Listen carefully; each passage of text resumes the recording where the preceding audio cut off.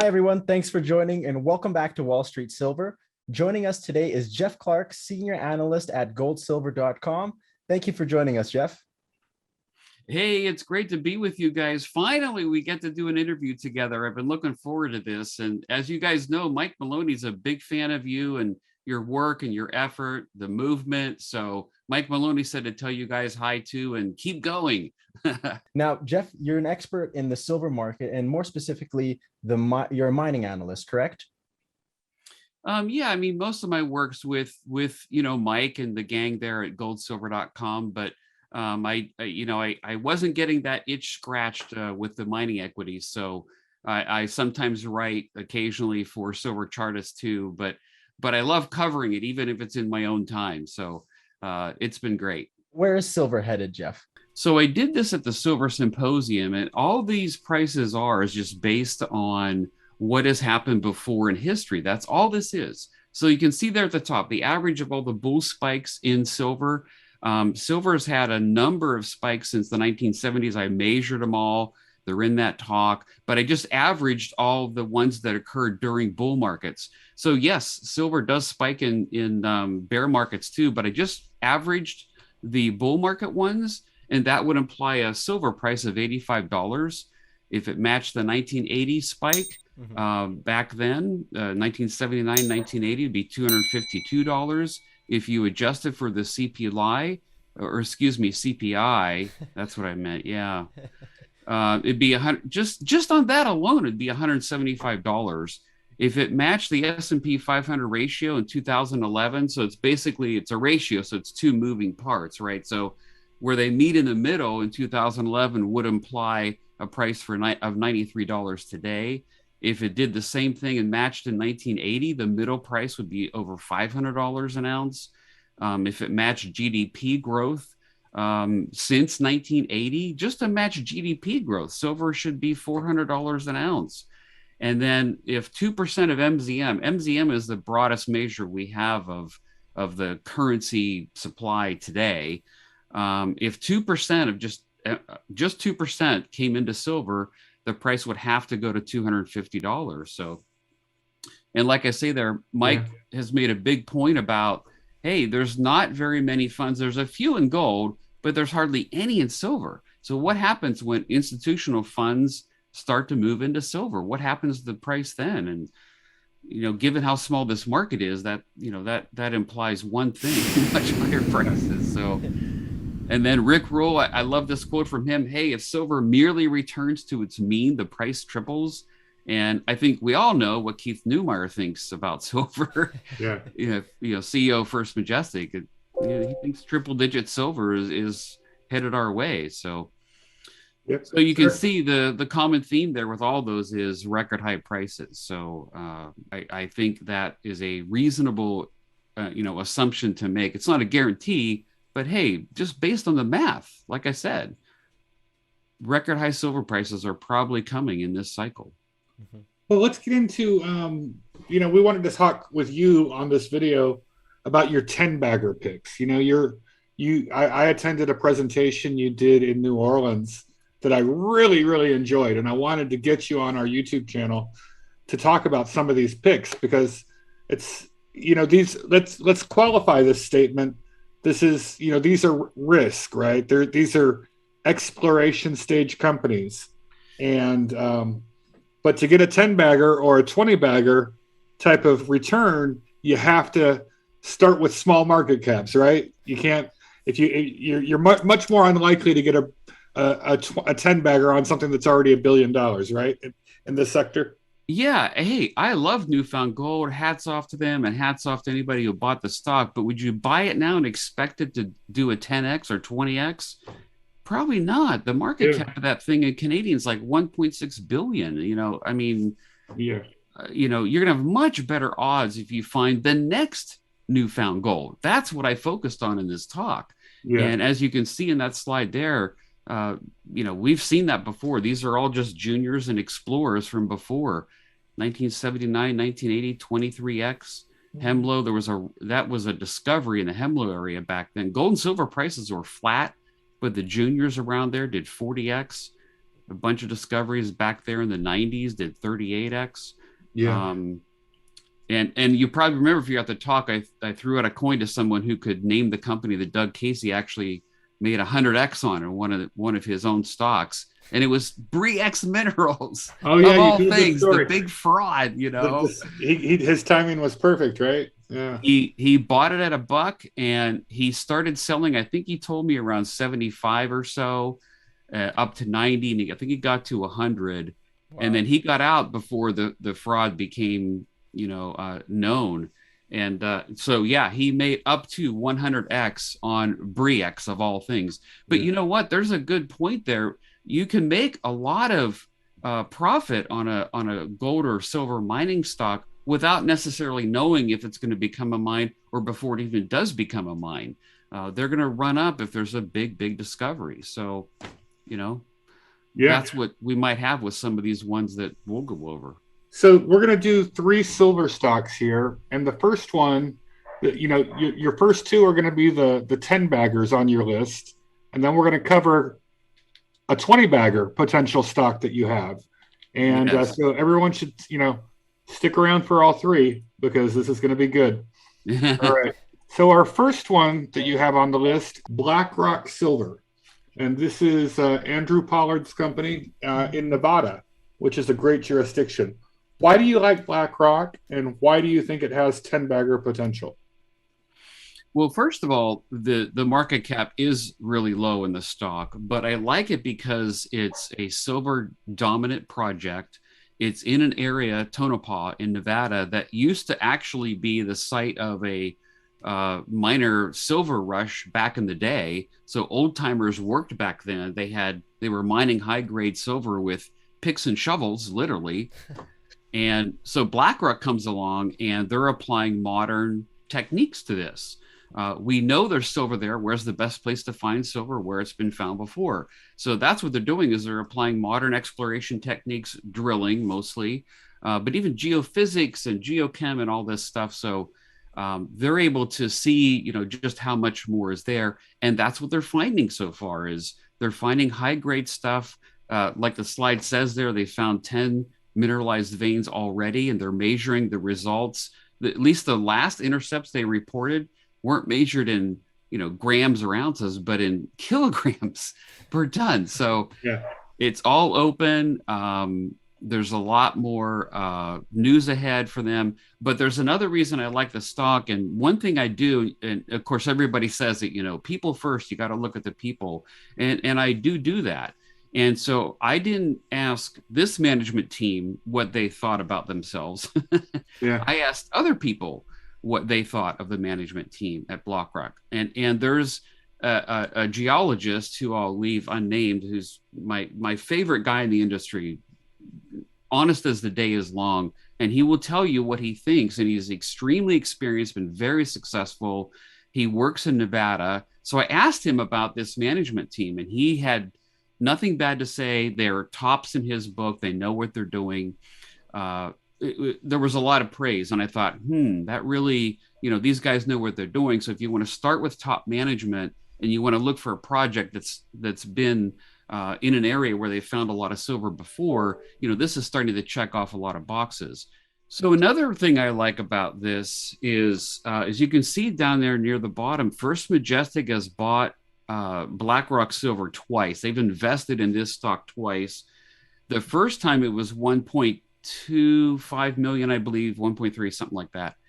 And now they just put in 2 million. So and this was while we were at New Orleans, right? They just announced it happened, right? I saw that. Yeah, so they put in more in their second investment. And also, like I say, the recent raise just last week, it was announced it was going to be 6 million. They had to up it to 7 million solely due to investor interest. So there's a lot of institutional guys that and other companies that are in this stock and like the prospects here. So that's another reason why I liked it. I strongly suspect that First Majestic has already bought one mine in Nevada, a gold mine, Jarrett Canyon, and so they've already got operations there. It would not surprise me at all if First Majestic adds this silver project Well, they've already said that, excuse me, you can count on it being a silver asset, the next project that they acquire. So it's going to be a silver asset. And of course, they like diversifying out of Mexico, right? With everything going on there. That just shows the drill results. And that big yellow box there is where the upcoming resource is going to be calculated from. And you can see they're already drilling outside of that. Okay, so the resource update that we're going to hear from BlackRock is just in this yellow box. Yes. And you know, here's a funny story I heard about BlackRock. There's a highway going right through on both sides. They're drilling on both sides of the highway. Yeah. And I heard the CEO say that there's a Burger King within walking distance. I mean, right? So many of these mine projects are like way out in the boonies. Like the infrastructure is just, you know, there's all sorts of power issues, whatever. It's like they're drilling like next to a Burger King. That's awesome. That's pretty funny. But it's I guess the point he was trying to make is this is not a remote, expensive mine build. It's incredibly close to, you know, workforce and civilization, and in the number one mining district in the world, Nevada. Oh yeah, totally. Yeah. So and you can see at the bottom there, you know, is saying the concern about BlackRock was, well, does this all connect up, you know? And Quentin Hennig of Crescott Capital, which is where Tavi is, that, you know, he's invested in this stock. He likes it. And in his opinion, based on just the results we had just like 2 weeks ago from those guys, he says, there it is. The dots are starting to connect up. So if this thing connects up, I mean, it's a sub $1 stock. I mean, yes, this could be. And the market cap's what, like 100 million, 70 million? What's the market cap on BlackRock? I'd have to. But you think it has 10 bagger potential, huh? Yes. So the next 10 bagger potential one you have is Reyna Silver. Now I know this one a bit. It's in Mexico. What is it about this one that makes you think it's got 10 bagger potential? Two reasons. One, it's Peter McGaw, who is, you know, some people call him Mr. Mexico. I mean, nobody knows silver in Mexico better than him. He actually did his PhD, like 40 years ago on this exact area, this trend, this area of Mexico. So he knows this area like the back of his hand. And in his opinion, he thinks this, you know, the GG project there, the flagship for Reyna, is sitting on the largest known carbonate replacement deposit there in Mexico. Mm-hmm. This could be the other half of MAG. Now, that's a very big and bold claim. We don't know if that's actually going to happen. MAG's a huge company now. I mean, exactly. They're sitting on a huge deposit. So the question there is, does Peter and his team find the source? If they find the source of this thing, yes, this is probably going to be a 10 bagger. The main thing right now is we're waiting on assay results. They were actually due in July from their first drilling program there, 12,000 meters, and they still are not out. So I keep bugging him and his daughter, who's also a geologist at these conferences, you know, hey, when's it going to be out? And they're kind of a victim of the slow labs, right? So, but when it comes out, you know, we'll find out. The issue is not actually going to be how much silver is there in the mineralization for this drilling campaign. The issue is going to be, and what we want to look for, and what they're looking for is, hey, how much closer do these drill results get us to identifying where that source of this epithermal system is? That's the whole goal. They're going to use this drilling campaign as a, you know, one big fat clue to determine, okay, is this getting us closer? Is it over this direction more this way, or have we found it? So that's the real goal of this. So even if the mineralization is not real high in this, that's not what they're going for. What they're going for is using it as a clue to figure out if they're getting closer to where this thing might be. So that's, in my opinion, that's what it really comes down to, is if they find the source of it. But you have one of the best guys in Mexico, you know, looking for it. So yeah, gotcha. Well, hey, now the big one, the big daddy, your 20 bagger candidates. Now this is rare. Most people talk about 10 baggers, but you're aiming high here, and explain the criteria for what you need to get a 20 bagger. Yeah, we're really reaching for the stars here, right? If you're going to claim there could actually be a 20 bagger out there. But like we showed in that first slide, this happens all the time. This has happened before. In every cycle, there are 20 baggers, there are 50 baggers. So, who's got the best potential for that? So first of all, like I say there, it's going to have to be pre-discovery. It can't be someone who's already made a discovery or is already in development, that sort of thing. This means that this is the highest risk you're taking, is a pre-discovery play. But that's where these, big 20, 30, 40, 50 baggers come from. Yeah. Well,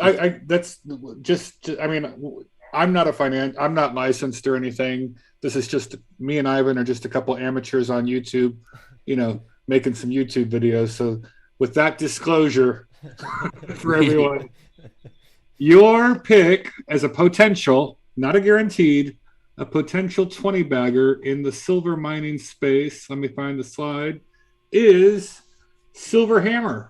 Yes. Tell us why. So as I said at the conference, I went on a mining tour with some other analysts to their Silver Strand mine there, number 1 in Idaho. This was a recent purchase, and it was potentially very exciting because essentially there's tons of mines around the Coeur d'Alene area, right? Operating silver mines, big mines, some are very high grade. But Silver Strand was a mine before, but it had never been drilled below, I think it was 90 meters. Yes. It had never been drilled deep. And yet a lot of these mines have been drilled down to 1,500, maybe even 2,000 meters deep. So all of that drilling below surface has not taken place. And this is one of the few places left in this area where there's high grade silver, where it's not been drilled that deep. There was one drill they did back in 1997. This is prior management team, of course. Back then, that one drill that did go below the 90-meter level hit 1,900 grams per ton silver. That's very high grade. So why has that Silver Strand mine not been put into production or more exploration done? I bet this was a mine when, back in the 1800s or 1900? It might have been back then, but I think it was in the 80s or something. I shouldn't say because I don't remember the dates. Okay. But the main reason was because of the silver price. When it went down to $4, a lot of mines shut down, not because it wasn't because they were out of ore. It was just that the economics didn't make sense at a certain price. That's exactly right. That's exactly right. And also the issue, as I understand it here, was they've never attacked this one or any of these 3 projects they have with modern technology that is far more adept at making discoveries economic, right? Yeah, the modern discovery issue applies more to Eliza and Silverton, but with Silver Strand, they stopped drilling it. They just stopped working it. So there's a lot of drilling there to do, and they've actually just done some drilling there. So we'll find those results out.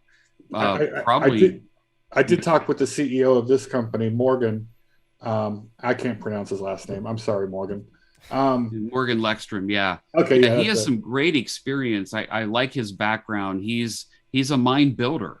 So he's coming in already thinking, hey, okay, there's a lot of work here to do, a lot of drilling, but how do we make this into a mine? So they have somebody on staff already thinking that. I really like that. Morgan, but Eliza there in Nevada, that's the one that I'm actually maybe even more excited about it, because that was a site of a silver rush back in the 1800s. The miners back in the 1800s with a pick and shovel were mining 2,500 grams per ton silver. Yeah. And this has never seen any modern exploration techniques whatsoever. No drilling.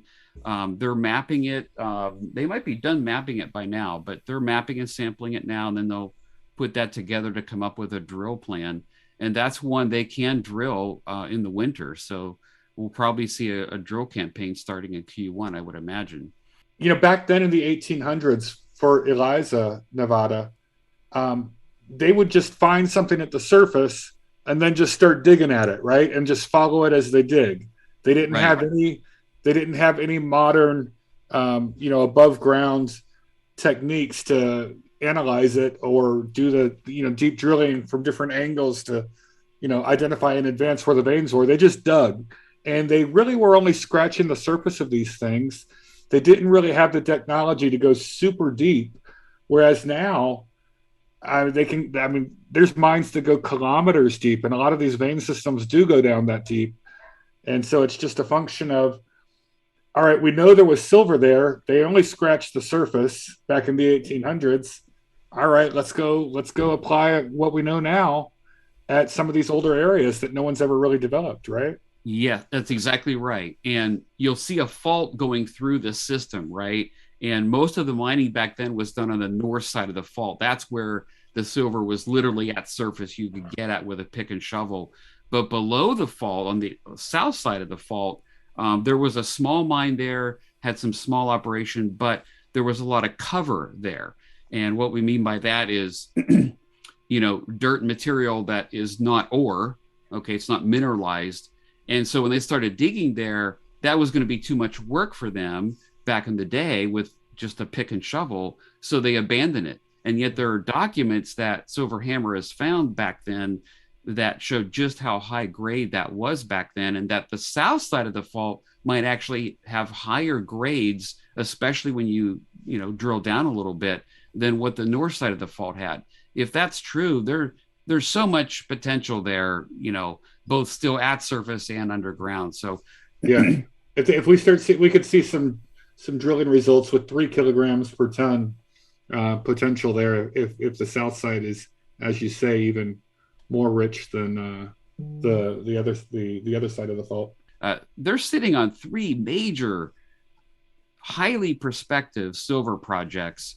They have a strong team. I think this is a very good bet. Just to wrap this up, to start to have a 20 bagger potential, as you said, it has to have a small market cap to begin with, and it almost has to be pre-discovery, as they say. Like, they haven't really fully identified it. So this one has a $15 million market cap on the US ticker. And the issue here is, yes, it's not technically proven with new drill results yet, but Silverhammer has 3 separate projects where there was previously a mine. So there is a discovery there. We know there's silver ore there. We know it's high grade. It's just the only question mark is, how deep does it go? And is there a deeper ore body that the old timers couldn't get with their 1800s technology? And yeah, Silverhammer's literally got 3 different shots at a discovery here on 3 different projects that fit that criteria. Yes, that's true. And I got back from the Silver Strand mine. I thought, this is really good. This is very perspective. And then, a month later, they had a press release out. They acquired 2 more projects. And my worry initially was, hey, slow down. You guys are going to get spread too thin. But it turns out these were really just too good to pass up, as they put it. And I agree after looking at them. So they have really good, kick at the can. And you're right. It's going to be a matter of how big is this thing? What's the grade? And the metallurgy, of course. So all those things combined. But again, your best shot at having success investing in explorers is to look at those that not only have a top geologist after it, but a property that already has had some type of discovery, or we know that there's silver or gold ore in that area, on a mineralized trend beside an existing mine, an old mine. And that's exactly what Silverhammer has. So again, these are all speculations, and I have to give my disclaimer, don't buy just one. You got to make a basket out of these. You really do, because there's no guarantee. This is high stakes stuff, Some of these stocks go to zero, right? They run out of money. They didn't find enough So, right. This is not something don't bet everything on one of these. Right. We're mostly Wall Street Silver, but there's one gold stock I wanted to talk with you about that I know you were very excited about, and a lot of other people in New Orleans I heard talking about this one. Cassiar Gold. So what do you know about this one, and why are you excited? I like this one a lot for a couple reasons. Again, you know, sticking with the theme, where's the best place to find gold where it's been found before? There were 7, you can see there, number 2, there were 7 historic mines on their property that they're exploring now, and it's seen hardly any drilling whatsoever. So this is very highly prospective property. But to be honest with you, what initially attracted me to the stock was the people. First of all, you have Doug Kerwin. This guy is like, you know, he's a demigod he's a god in the exploration industry as a geologist. Okay. He is a little older, so he doesn't just take on any project. So a lot of people were bringing projects to him, and his answer every single time was no, no, no, no. After about 2 dozen of these, someone brought him, I think it might have been Marco, the CEO, he brought him Cassiar Gold, and Doug Kerwin looked at it and said, yes. So he's actually on the border. He's a director, I believe. He's invested into the company. So this is someone who is very strong in the industry, who is buying into this particular play more than any other. And then David Reese is a structural geologist. He has a stellar reputation in the industry. He is bought into the stock. He thinks there's massive potential here. And then Quentin Hennig of Prescott Capital. Quentin Hennig is obviously a very good geologist. And he looked at this and he's bought into Cassiar. In fact, you can see down at the bottom there, that quote of his, if we only have one shot at finding another Muruntau, which is the largest open pit gold mine, I believe, in Africa, it's probably going to be on an orogenic gold belt like this. Cassiar's on an orogenic gold belt. So he sees massive potential here. So there you have 3 top geologists in our industry today looking at Cassiar Gold and saying yes. So that was a big thing for me. And as you can see there in the middle bullet points, they're starting to drill away from where the historic mine workings were. And they're not only finding more gold, they're finding high grade gold. So, you know, this is a potentially very exciting story. I've been buying it. I've bought it several times, and I bought more last maybe just a month or so ago. So this is one I'm definitely overweight. You know, thank you very much, Jeff. Really appreciate you sharing. I thought your presentation, when I heard all this last week in New Orleans, I thought it was fabulous. And I immediately asked you afterwards, hey, we got to get this guy on the YouTube channel and see if I can get him to say roughly the same stuff while I'm recording. And yeah, absolutely. Thank you for accepting our invitation and coming on and sharing your knowledge. I know our audience really values it. Thank you. Well, this was great, Jim and Ivan. Thanks a lot for having me on. Yeah, we'll do it again soon.